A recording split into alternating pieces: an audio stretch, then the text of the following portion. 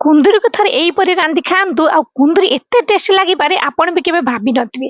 तो प्रथम देखो कुंदुरी को धोई परिष्कार करनबा एवं एपट सेपट काटिकी ता गोल गोल करके मु एपरि काटि नेछि एवं ता सहित आलू को भी गोटे नेछि एवं ता सहित एपरि काटि नेछि। आपण जन चाहे आलू को भी स्किप करि परिबे। कढ़ाई 2 चामच तेल ता सहित जीरा सोरिष एवं सोरिष जीरा फुटी गले गोटे बड़ साइज रो पियाज नेछि ताको मध्ये टी भाजी देबा। कंचा लंका टी कुन कुन करि काटिकी ते पकाई देबे एवं ता सहित आमे कुंदुरी के पकाई देबा एवं कुंदुरी पकाई गैस फ्लेम को मीडियम रे रखिबा एवं ता सहित आलू पकाई देबा।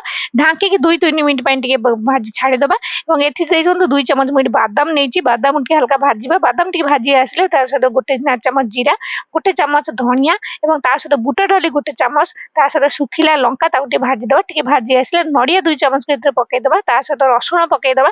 सब को भलो से भाजी देबा सब दिन को एवं काढी की ताको ग्राइंडिंग करबा हमें एवं एटी देखंतु लूण हल्दी पकाई के 3-4 मिनिट भाजला पर कुंदुरी को लूण हल्दी पकाई के आउ 2-3 मिनिट पई हम भाजीबा एवं ता सहित बिलाती गोटे छोट छोट कर काटी पकाई के ढांकी देबे। बिलाती सॉफ्ट हे जिवो कुंदुरी आलू देखो हमर भार सिझी आसलानी जब सिझी जिवो तापर हम जो भाजी रखिथिबा जो नडिया सब दिन पकाई के हम ग्राइंडिंग करथिले पूरा फाइन करबेनी दरदर खंड हबो ताको पकाइबे आउ ढांकीबेनी कारण कुंदुरी आलू हमर भाजी हे जाय जदी बेसी घांटीबा तो बेसी सिझी जिवो तेन कर ढांकी ढांकण ढांकीबेनी खाली टिके एकर सेकर करके आउ 3-4 मिनिट भलो से पूरा भाजी देबे। ताको लास्ट टिके गरम मसला एवं टिके धनिया पत्र पकाई देबे एवं टिके भाजी देला पर रेडी हे जिवो हमर कुंदुरी आलू रो सुपर टेस्टी गोटे